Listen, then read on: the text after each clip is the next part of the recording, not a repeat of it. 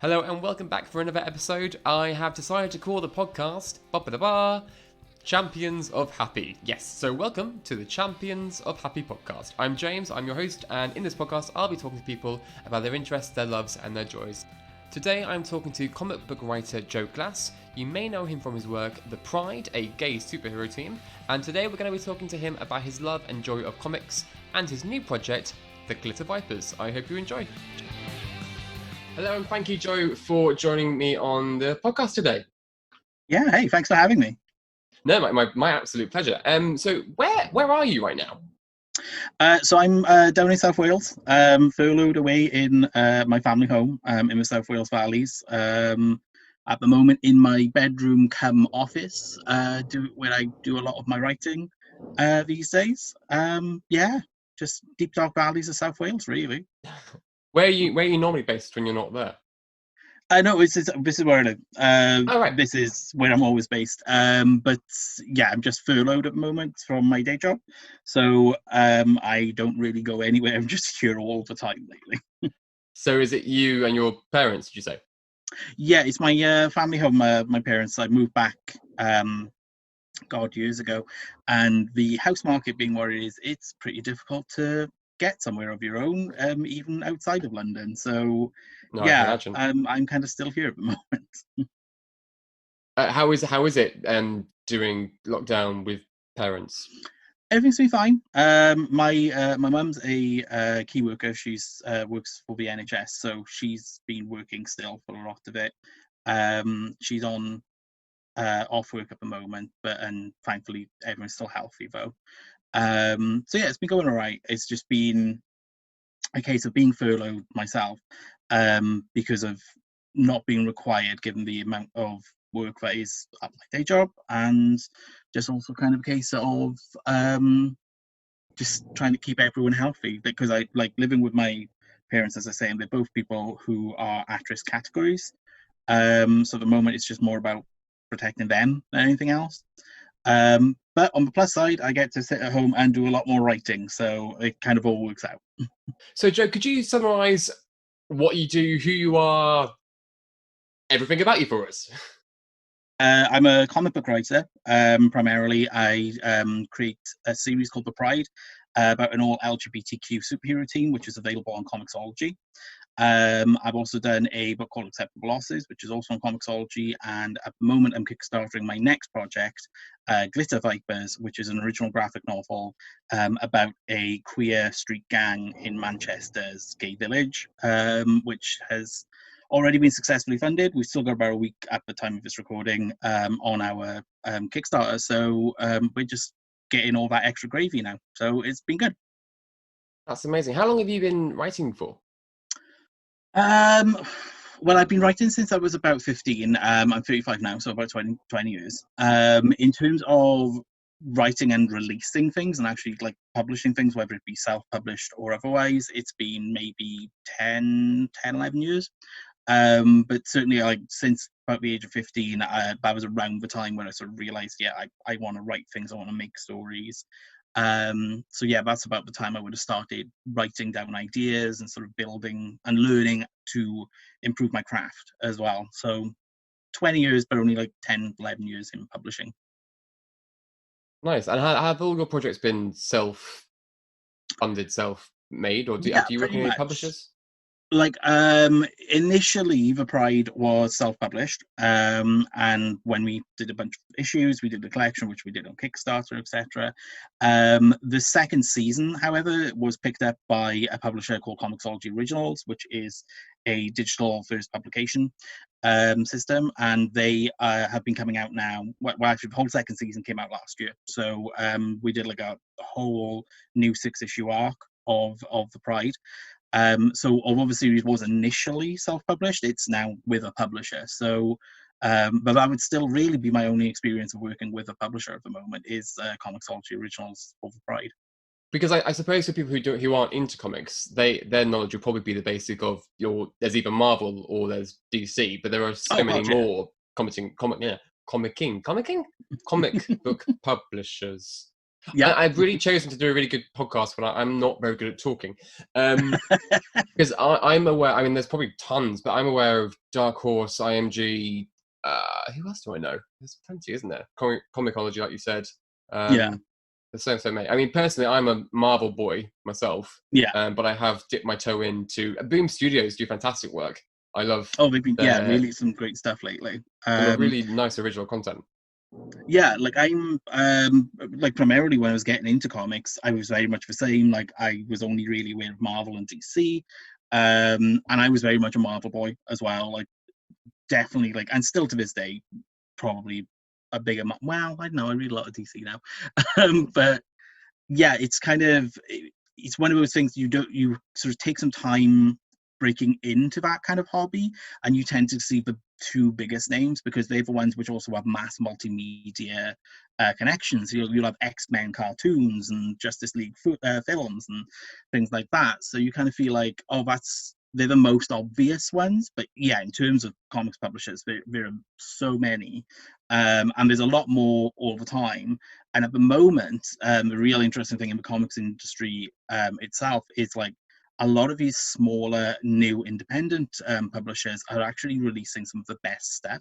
So, like, there's a publisher at the moment called Vault, who nearly everything they have published so far has just been like not just good, but like stellar.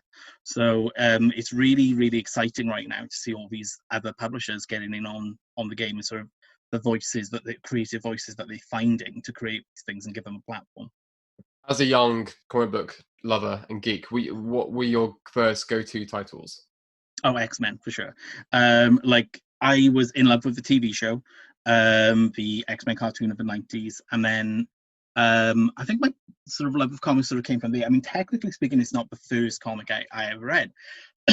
I When I was like really little, I went on holidays to France with my parents, and there was like a little newsagent in the campsite, and they had a copy of Ghost Rider, which Yeah. I was maybe 6 or 7.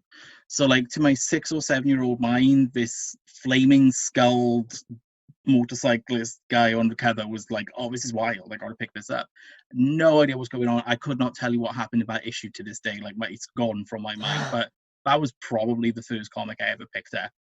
And then I guess I kind of love the medium. Like in terms of how it went from there, I read like Sonic the Comic, which was released here in the UK, and a lot of the reprinted material, which of Marvel comics, which were released, some primarily X-Men was like the big one. But X-Men was the one which really sort of made me fall in love with the hobby and sort of the actual medium of reading comic books and superheroes and all that stuff. So yeah, I used to read X-Men religiously. From God, I probably started reading them properly and like collecting them from about the age of 11 or possibly a little younger. Nice. I don't want to go down I don't want. I could talk to you about X-Men for that could be an entirely other podcast, but we won't go down that route. My one, if you can give me like a quick one-liner, for people who don't read X-Men comics right now, the X-Men are living on their own island and they have their own society. And I've read very dividing opinions on it. I'm personally not a fan of the direction they've gone in. I feel they've become more of a cult and less humanized as people. How do you think it's the right direction for the X-Men or not, Joe? This is purely a selfish question. Sorry, listeners. You Oh don't yeah, care totally. I personally adore it. Oh, Because for me, it is very much when I read X-Men, like I very much take it from the idea of it's a metaphor for being different. It's a metaphor for being LGBTQ. And for me, seeing it taken away from this constant repetitious cycle that X-Men has really been in since its inception, more or less, of, oh, the world is out against them because they fear and hate them, and that means Sentinels are going to blow up their house every 5 minutes. that's what I want. Well, yeah, it's like, that's fun, and that's great stories, but it's like, after so many decades, it's nice to actually see, like, oh no, what happens if they start making their own society and start making their own culture? And like the closest they've ever done it before was during Grant Morrison's X-Men run, New X-Men. He sort of had this idea of like mutant pop culture had started happening. So Hmm. you had mutant fashion designers and stuff like that. This is, and it's kind of where we're at now feels like a continuation of that. Where it's yeah, they've kind of ghettoized themselves, and yes, there's a lot of discussion to be had about whether that self-imposed almost segregation is useful, but like it's kind of much more focused on the idea of becoming a society, becoming a culture, and that has been like fascinating for me to see. Plus I just love Jonathan Hickman's writing, so like for me I was just like, I'm just sold on it. Nice. I genuinely could go on, and I'm biting my Yeah. tongue as to what I feel. The one thing I will say is I feel like reading I think it's a 4-issue comic with the X-Men and the Fantastic Four. I Oh think yeah. Sue Storm summed it up perfectly. I'm not normally a Fantastic Four fan, but reading their current stuff, it's been Yeah. fantastic, and I get it. Anyway, moving on from the X-Men entirely, because I will Yeah. just keep going on about that, and we're not here for that. Although it brings me joy, so that's all the same. Yeah, totally. If you were to, so on the topic of X-Men, if you were to write a singular solo character issue, storyline, arc, which character would you want to write for? And It's have you actually ever written before for other characters that aren't your own? I've, yes, written on other books in the past. I don't think there's one which was like a co-written thing with some colleagues, which was a series I used to do years ago, which never fully completed because like we had we were a very strong fan base who were very loyal, but it was not a very large fan base, so it wasn't enough to really keep the project going. Sure. And I have written on some other things which I can't talk about as yet. So Oh, I think. there is stuff which is coming out, but I've Is never it the done anything X-Men? like a Marvel or DC book. If I was to do an X-Men book solo, I know exactly who it would be, but it's an obscure-ish character. And everyone would think that when, as soon as I say that, anyone who knows me or follows me on Twitter thinks like I'm going to say Chamber, which is my favorite X-Man, but it's actually Pixie, She who is is the Welsh, isn't only she? Welsh mutant, the only Welsh superhero that I can think of, Nice. beyond the one I created in the Pride. So I'm like, yeah, of course I'm going to write a solo miniseries about Pixie, and just have Welsh superhero shenanigans. I love Pixie. I thought she was a great X-Men addition. They Mm. did a lot of great work with younger X-Men when they were all still in the school, which they never really went anywhere with. And my boyfriend That's is the calling me. Let me just tell him to go away. 2 seconds. I'm sorry. I told him I was doing this, and he completely forgotten. I'll just pick it up from. Yeah, Pixie. I love Pixie. I thought she was a great character. And yeah. yeah, It's the one when I read element. her, I try to read her in a Welsh accent, and I'm like, how is I can't do a Welsh accent, but I'm not going to even try.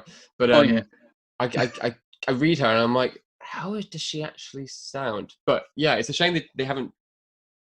They yeah. It's brought like the kind of recently. closest they've Haven't done ever, anyone an else. OA writers ever sort of got to writing Pixie in a way which made her seem Welsh was when Kieran Gillen was writing X-Men, and he lived for a time in Bristol, if I remember correctly. So it's Mhm. just like, yeah, he knows what Welsh people sound like. So like when he wrote Pixie in his X-Men run, it was one of the only times where I genuinely felt like, oh yeah, she sounds Welsh, which is great. A lot of the time, she kind of sounds American, because but then again, at the same time, a lot modern day X-Men stories don't tend to do an awful lot of that writing phonetically in a way to suggest an accent. Like outside of a few characters, like Rogue doesn't tend to say ma and all that anymore. It's like written as just my now instead, and just like, oh, you Oh know, yeah. you will do it in your head. And that's true, but I do sometimes miss these odd spellings, which when you read them in your head can't help but make your brain make those sounds. Um, it might be considered a little not ideal, but to me, I always loved it when I was reading them. So, Because I know I noticed more with Chamber because I know he's British, and I think mm, they do throw in the occasional bloody hell or yeah, bugger or a very English word. And I'm reading it, it's like American, American, American, bloody hell. And I'm like, oh yeah, Chamber's English. Of course he is.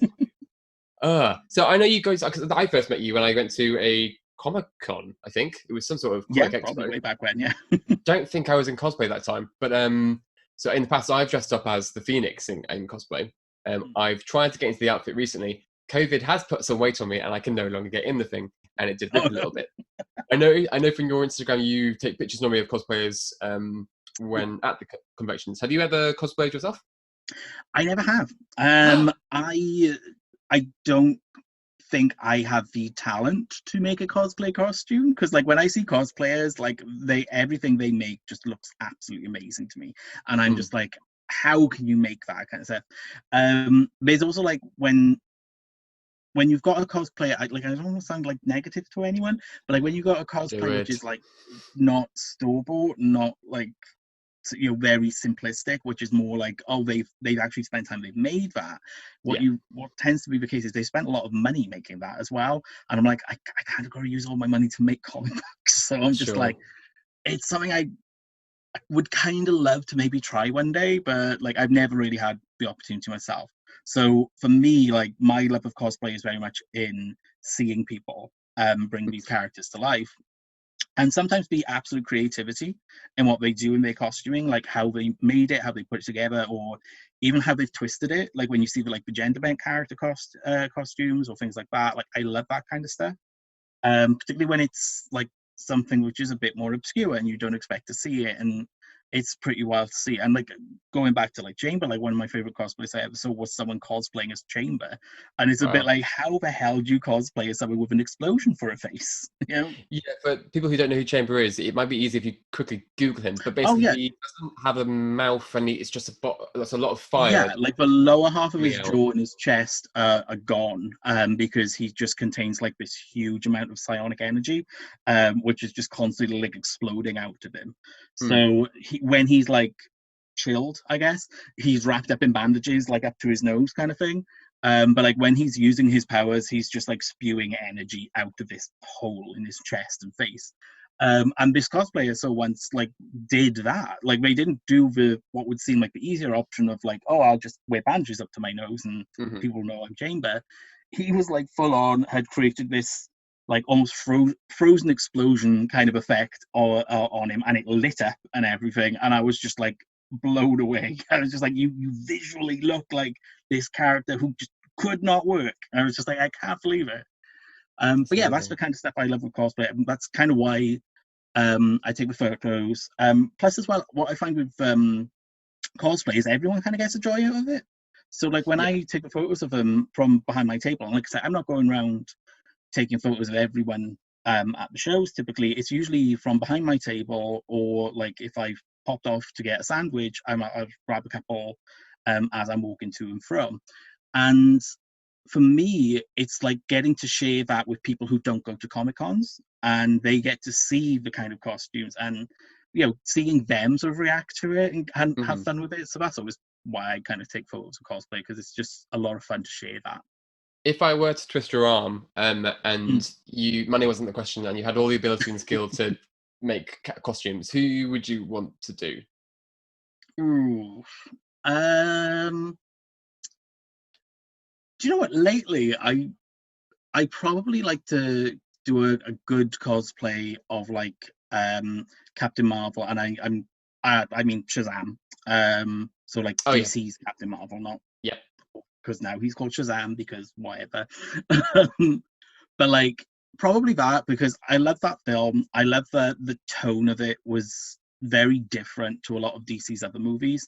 And like lately I saw some people getting a bit rude about it and being all like, it's not grim and gritty like all comic book movies should be. And I'm just like, hell no, it's actually fun. But Shazam So isn't as I mean, I don't know too much about him, but he's not a grim, gritty character, is he? no, exactly. He's not. I mean, like his main one of his main bad guys is a telepathic caterpillar. So like, of course, it's Huh. not going to be grim and gritty. So I when mean, they sort of said I that kind of usually stuff, you think kind of feel DC like, have have you the read better the books? villains, but Yeah, it's like literally a telepathic caterpillar called Mister Mind. Because that is where those books came from. I mean, to be fair, the original, like I said, originally Shazam was called Captain Marvel from way back when, and back then those comic books were kind of, those ones in particular were aimed at kids. I mean, he's literally the child's power fantasy of he says a magic word and he becomes an adult and therefore can do whatever he wants in adult work in an adult world. But more than that, he's a superpowered adult. So it's just like it was very much a kid's fantasy book. So for someone to turn around and be like, "Oh, Shazam, that should have been all grim and gritty and like, where's the blood?" You just be like, "Do you know what you're talking about?" Has anyone ever cosplayed as any of your characters that you've written? Not as yet. Um, there's been some people I've seen who've made things like a onesie of Fab Man to sort of sit around the house with, and like who've done really incredible creative things like make puppets, which was like awesome. But no one's actually sort of cosplayed as for characters as yet. I do have some friends from my day job who are cosplayers as well, and they are working on some cosplay of my characters. And I'm just like, oh, I really want to see that happen one day because I think that's when I'll know I've made it as a comic book creator when someone cosplays the Pride characters. I know you have a character called Twink who Mm. if I had the better body and an unlimited amount of silver paint, and that's the one I think I would attempt to do. To be fair, Uh, you would rock a Twink cosplay for sure. Thank you. I mean, I feel more like a Twas now. I Twas a Twink. At 30, I'm not sure I can really necessarily call myself a twink anymore, but you know. So the Pride, they are a LGBT plus superhero team. Are they Yep. done? Are they coming back? What's the latest with them? There's definitely more I have to tell them. So I hope to come back. I've currently got some pitches out there. There's nothing confirmed or anything as yet, but the hope is. But yeah, there'll be more Pride in the future. Probably not in 2020 now, but maybe, hopefully, fingers crossed, maybe something next year. But yeah, there's definitely going to be more Pride if I can get my way. Good. And there need to be more gay superheroes out there. I mean, we've got a nice handful Well, for now, sure. but there still aren't enough. In comic, I Oh, feel for like sure. there's a lot. There's a lot in comic book world, but when it comes to any other sort of media, they're just non-existent. Mm. It's really quite funny how there was actually an article I think just this weekend. I can't remember who wrote it or what it was about or what even it was focused on, but they were suggesting that because of a gay character introduced in the comics and kind of suggested that the comics was like way behind on everything.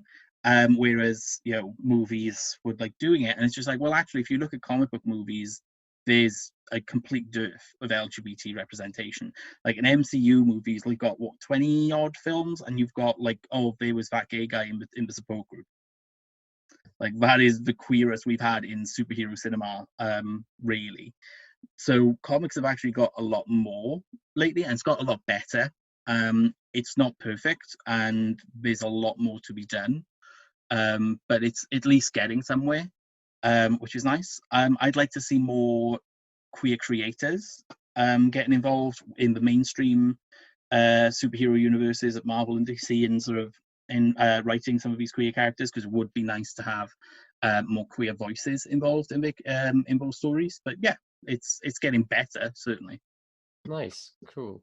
I remember getting really excited when the gay character North Star married Mm. his husband, his fiance, then husband, in X-Men. I remember I don't normally buy singular issues of comics. I normally buy when they're the full, The trade paperbacks and things, yeah. the trade paperback. But I bought that especially just because it was a really important moment where there was a Well, gay yeah, it was couple a superhero landmark issue, getting, and yeah. to be fair to Marvel, they marketed it as such. Like they Mm. made sure that like all the big newspapers would have some kind of story running that day when that issue came out, and I was just like, well, that's kind of awesome because yeah, that is a big deal. Um, so it's nice when you see companies of that size who have the resources to put some weight behind that kind of visibility, actually use it. Mm. So yeah, it was. I remember that issue, and I think I've got a single issue of that as well somewhere. Just because like that was a case of like, yeah, I've got to get this. This is a landmark. It's definitely something you have to own. Your current project, how long have you? Is that how does it? Let's begin at the start. How do you even start making a comic? Where does it all begin? What is the process? I mean, like every creator's probably got it a little different. Like for me, I've got a bunch of things which I like to call like seeds of ideas. So like I'll have notebooks with just, or on my Google Drive, there'll just be like little kernels of ideas I've got, which I'm just like trying to work out how to build a story around them. And then sort of from there you start looking at, finding a creative team. Like the one I'm working on at the moment, Glitter Vipers, it's not so much of, it's a fun story but not making fun of the things it's about, because it's on about some fairly serious topics. So it's kind of just a way of sort of finding some catharsis in things which are going on at the moment. So it kind of stemmed from when I'm going to and from my day job, I read the news on my phone, and just reading a lot of these horrible stories of like homophobic hate crimes and things, and just feeling angry. So like this idea then in my head of just like I wish I was there so that I could punch the guy or whatever, because it's nearly always a guy, and just stuff like that, and just being, and it's sort of built from there, like, oh well, what if there was someone in that situation and they did decide, let's make a gang, let's make sure this doesn't happen again, or let's get revenge on the ones who sort of hurt us, etc. So the sort of basis of the idea sort of started from there, and it just sort of built gradually as I worked out what I wanted to say with that kind of story and what was important for me to show. And then with Glitter Vipers in particular, like one of the things I knew I wanted to do was I wanted to have an all queer creative team, because we were looking at this particular story from a very queer point of view.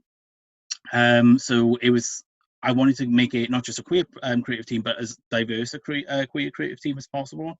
So try and show in as much of the LGBTQ spectrum as I could. When you're looking at 4 or 5 people involved in creation. So it was pretty much everyone on that book is LGBTQ in some way. And we put this thing together, and that's Glitter Vipers. So we got coming out now. In fact, I just had an email about another 2 pages drawn, so I'm just like, oh great. So I'll be checked out in a minute. How do you go about finding the artists? Like, do they approach you? Is there a forum for comic book artists? Do you put an ad out on Indeed or?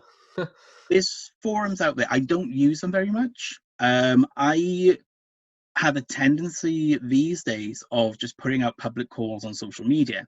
So like I'll just be on Twitter. Like I follow a lot of artists and stuff anyway. So like sometimes if I've got a project which I think like, oh, this guy's going to be perfect, then I will approach that person directly, Whereas there are some times where I'm just like, I don't know who's free and I don't know who's available, etc. So what I'll do is I'll just put out, I've got this kind of project. I'm looking for an artist. Use a few minor details without any kind of spoilers about what book's about. And just message me if you're interested. And like people will generally reply and let you know like if they're available, etc. Maybe give you a link to their portfolio, and then it's just a matter of just going through and working out who's going to be the best fit for the story you're doing. And then like talking with them and revealing more about what the project's going to involve.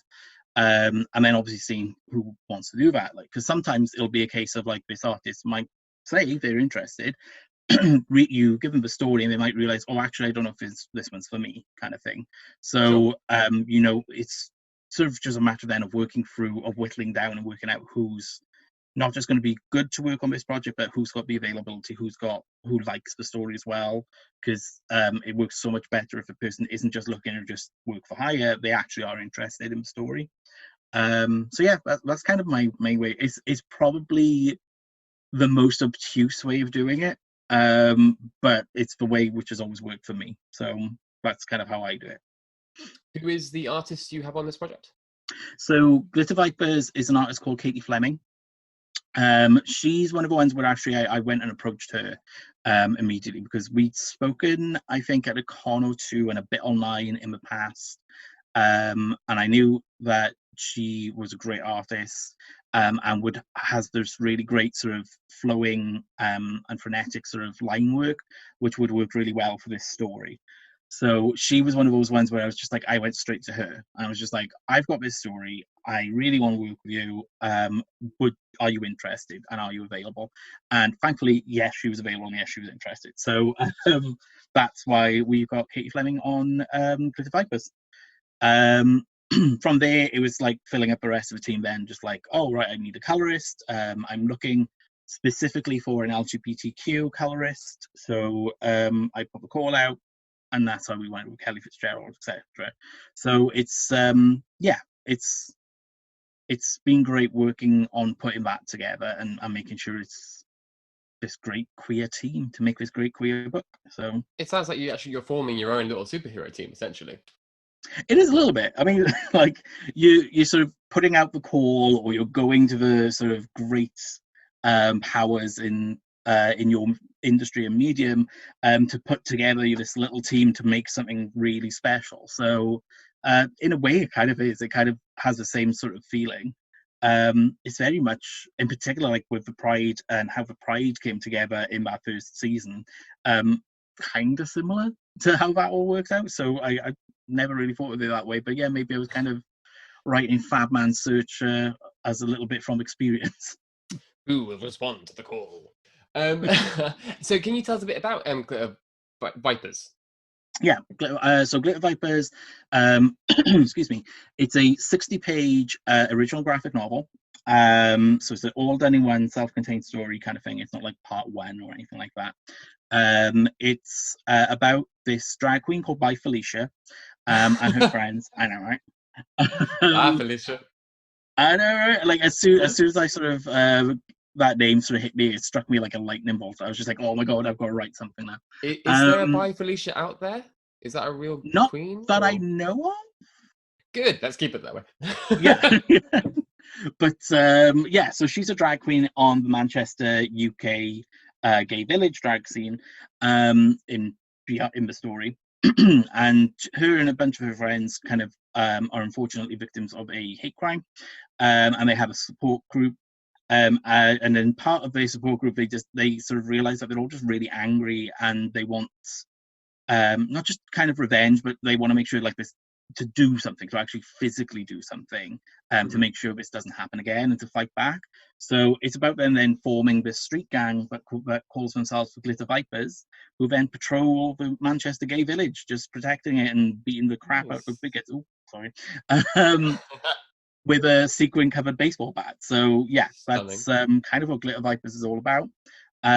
It's in a way, it's like in terms of thematically what it's about that anger which survivors can have, and that they are justified to it, but it's so often treated as, oh, that's the wrong way to do things, or that's the wrong way to feel. And it's just like, this is a story where we sort of look at, is it wrong or is it not something that they are absolutely justified to feel.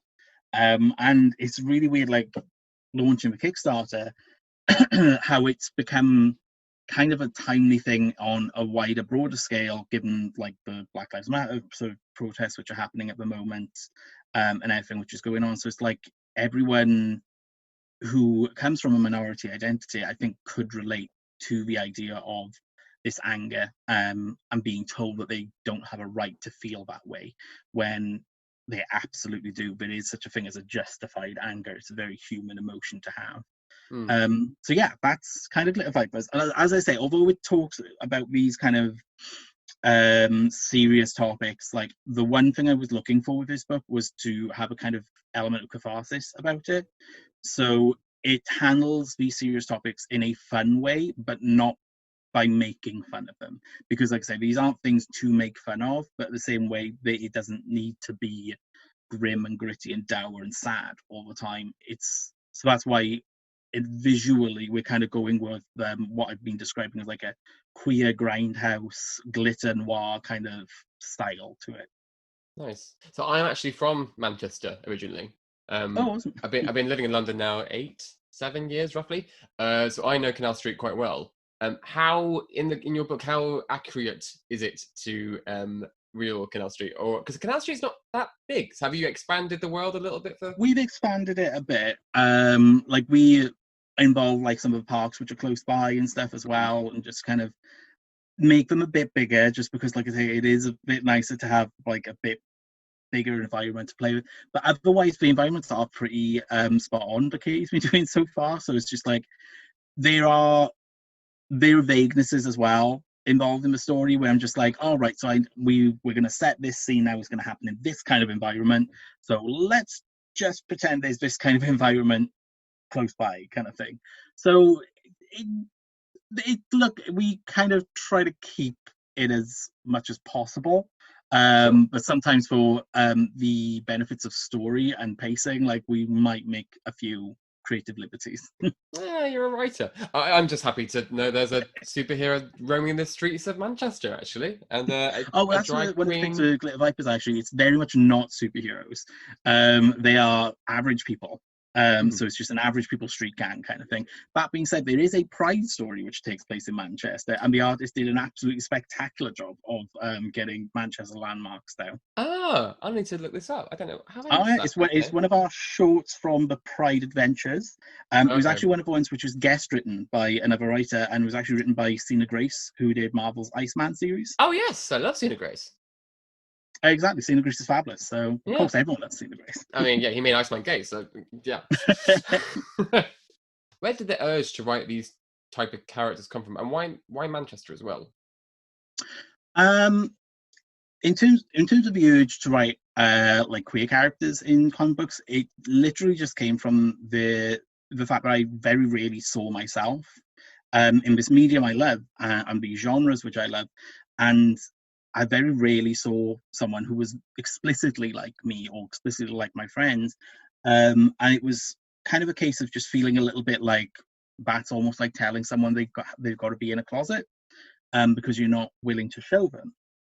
So for me, it was always been a case of like when I start making these things, I want to make sure there are a lot of LGBTQ characters in everything I do. So pretty much any book I wind up doing will have some kind of LGBTQ representation element as part of it.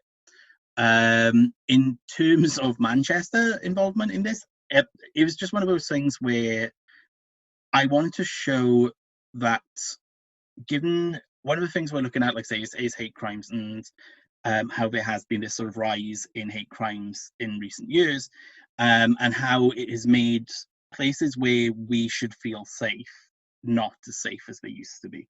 Mhm. All that, or even that they weren't really completely safe, kind of thing. So one of the things, like one place I've been to Manchester a few times doing Comic Cons, and I love the gay village there. But like, it's one of those things where I was just like, it's one of those places where I could easily see that you could something like that could happen, kind of thing. Like, Mhm. I want to show that this is a wonderful place and it is a place of safety, but and you should feel safe here. But this is the danger we're facing right now. Is that our spaces, which were meant to be for us, are now being eroded and are being gradually sort of broken away. So it was one of those things where I was sort of thinking of the city and whether I was going to set it. Like at first, I think when I wrote it, it was kind of vague about where it was going to be set, Sure. to the idea that it could just be a fictional city kind of thing.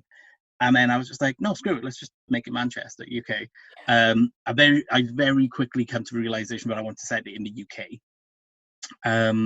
But then yeah, it just got to a point where it's just like, well, why make one up? Let's just do Manchester. It fits well, and I think it's here in the UK, outside of London, it's like one of the first big gay scenes anyone else thinks of. Mhm. Is Manchester's gay scene. So it was just like one of those things like, I'm not going to do London because that feels obvious to me somehow. So I'll do Manchester and sort of have this other sort of city on show. While we are in lockdown, Mhm. and stuck inside, I mean, things are easing off, but we are still, for the majority of things, stuck inside. What comic Yeah. books would you suggest to people to read as one-offs while they are indoors? Ooh, what one's really great? I'm trying to think of like trying to think of like really good ones to like suggest, which have like no problematic elements as well, because there's a lot Put of you that on to the go around. spot. Oh no, right? I would say, there's some really great stuff from James Tynion the Fourth, who is a really great queer writer. He's a bisexual writer. He's doing a book. He did a book rather called The Backstages, which is really great. It's kind of um, slightly younger skewed, but it reads really well for a more mature audience as well. So that's a really good one. Mark Russell did and co. did a book called Snagglepuss Chronicles. It's called Exit Stage Left: The Snagglepuss Chronicles, and it's an update of the Snagglepuss characters from Hanna-Barbera cartoons back in the, what was it, 50s and 60s. Yeah, that's ringing a Um, bell, but I don't know. That's yeah, yeah. oh, it's so good. It is so good because it's released as a trade now. You can get it as a hardcover or paperback, and it's uh, one story, like self-contained, and it's resetting Snagglepuss as this effete playwright in the middle of the Red Scare era in America. Ooh, So okay. him and the Stonewall riots get involved as well. So it's really really good. And he's unashamedly and unabashedly gay. Like he's in the closet because you had to be back then. But yeah, they don't make any jokes about it like that was always the case with the Snagglepuss character. It's like no, Snagglepuss is gay. But he's this gay playwright in New York in the middle of the Red Scare. And it's brilliant. It's really well written, really well drawn, and the emotion of the story is like really overpowering at times. Like you really get to it. Like we're talking about anthropomorphized Pink Panther like cats and stuff, and at the same time, like you get to points in that book where you are generally filling up with tears because it is just really moving. So that I suggest. Um, what else is really good? I want to pick like another really queer book as well. Um, Oh, I'll pick another two actually. One is really queer, and one is just superbly well written and deeply romantic. And the queer one is Midnighter by Steve Orlando. Midnighter is this kind of gay Batman-esque character Yeah. from DC, and there's two trades of Midnighter solo series out. And then there's one called Midnighter and Apollo, which was Steve getting to finish his run on the characters kind of thing. And they're just fun. They're fun. He's an unashamedly open out gay man who kicks ass. And it's superb and it's really well written and the art is fantastic in it. So yeah, check out Midnighter from Steve Orlando.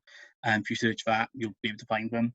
And then the other one, which was like the not a queer focus thing, but it's very deeply romantic, in both the sort of romance sense, but also like romantic sort of imagery kind of sense, is The Savage Shores by Ramvi. He's a writer, and it's one of those books which comes from Vault, which I mentioned a little earlier, and it's absolutely gorgeous. Like the artwork is absolutely sumptuous. It's probably the best description all Oh, the way throughout, and the writing is poetic. So it's just that is a book where someone wants to try a graphic novel for the first time, but maybe has some qualms because they like I'm a book reader or whatever and think that it's maybe below them. Try these Savage Shores. You definitely find that this is going to be to your intellectual highlight. nice. Something I wanted to ask you actually. Do Mhm. you draw at all, or do you have any drawing? Do you draw for your work, or are you purely a I writer? typically don't. Um, I do draw. I used to draw. I don't draw very much anymore, but I used to draw as a way to relax. And for a while, when I was a kid, I used to think I want to draw comics and I want to be an artist, kind of thing. And it was very quick that I learned that I am not an artist. And so I've never really done, and certainly I would say generally I don't draw any of my own comics, but there is actually a page of the Pride which was drawn by me, which was Angel's origin one-page story. Amazing. That was actually me drawing as well, and is terrible as a result. um, no, I tend to keep my skills to the writing part of the creation process. I remember as a child just write. I'm not an artist. I don't draw at all. But I remember as a child just drawing pages after page after page after page of this most ridiculous superheroes. Like just in my head, I remember in high school I had a team, and I thought I called them the Talents, and I thought in my head that was Nice. a really cool like superhero name. Looking back, actually really really stupid. But I was so confident, and I'm like, yeah, no, he's a spy, and she throws blades, and he's got like laser powers, and I thought, yeah, this is gonna be it one day. it's not the gifted, it's the talents. And I like look thinking back at it now. I don't know. That's just literally come back to me in a flashback. But I'm thinking, I'm gonna leave comic book writing and drawing to the professionals. So thank you for doing what you do, Joe. That could totally work. Yeah. No, I'll send you I was a the same, draft. like growing in school and stuff. Like any of my school notebooks, like the margins were just filled with sketches and drawing. Like so, like for me, I was always doing it. I wasn't very good. I think the big thing for me is like I'm not very good at sequential artwork. So sequential storytelling in terms of drawing it. Like I could do a singular image, not too bad, like I'm passable. But yeah, when it came to like trying to tell the story through art, I was not very good at that at all. So what is going to be the first thing you do when everything is back to normal as it can get anyway? What are you craving? Oh God, I would like to get some fried chicken. Probably would be the first thing. I tried it, the lockdown thing had me so craving it at one point, but I made my own fried chicken, and I don't want to blow my own horn, but it was good. But it was such a potch. I was like, I'm not doing this on the regular. Like, I would like to just go and get some fried chicken and let someone else worry about the cooking it. Do you not? Is Deliveroo not a thing yet? Not right where I live. Like I am No. in the South Wales Valleys. We don't have much in the way of restaurants which we're in the catchment area of. Oh, no. The best I can do is I have a Domino's at the end of my street and they deliver. Okay. So like I can have a pizza every now and then, but I want some fried chicken. Yeah. But yeah, probably that. I mean, I know a lot of people would probably be saying like, oh, I want to go to a pub, I want to get a drink, and I'm like, I'm actually not that fussed. I um went out for the first time because our lockdown obviously in Wales is slightly different. So like we've only last week did they get rid of the 5 mile limit on how far you could travel.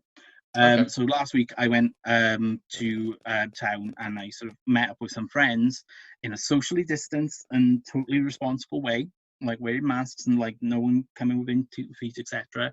And we just sat in the park and had a few cans, and I was like, that's fine for me. Like I don't need to go to a pub. Thank you so much for joining me on this. Yeah, Where no worries. can Thanks for having me. people find you? What would you like to plug? Sell yourself? Go. So the places to find me: Twitter, I am at Joseph Glass. On Instagram, I'm at Joe Glass, just one word. I'm at JOE Glass. And I have a website called which is www.joeglasscomics.co.uk.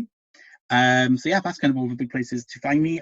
Glitter Vipers is my current book, which is currently on Kickstarter at time of recording, but there's only about a week left on it. But even if you go to the Kickstarter and search for Glitter Vipers, you should be able to find any links to find wherever it winds up going. Yeah, I was going to say, if someone misses out the Kickstarter, will they still be able to get it after the Kickstarter? Yes, once I've got it all printed out and everything, I will be adding it to my website, and I have an online store on my website, so people will be able to buy the book once it's actually printed and out and everything as well.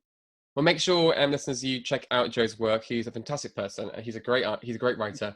He's written many LGBTQ stories and characters who we should all be thankful for. And he's bringing us all a little bit of joy and entertainment while this is all going on. So again, thank you, Joe. Thanks for having me. Thank you for listening to me rambling on and stumble over my questions. And we'll talk soon. Okay, talk soon.